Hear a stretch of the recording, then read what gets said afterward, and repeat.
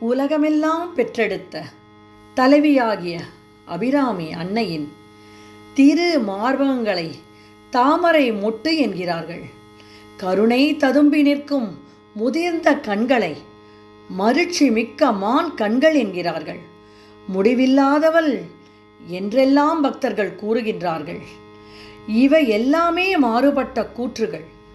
இவைகளை நினையும் போது எனக்கு நகைப்பே உண்டாகிறது. இனிமேல் நாம் செய்யக்கூடியது இத்தகைய கற்பனைகளை தள்ளி அவளின் உண்மை நிலையை அறிதலே ஆகும்.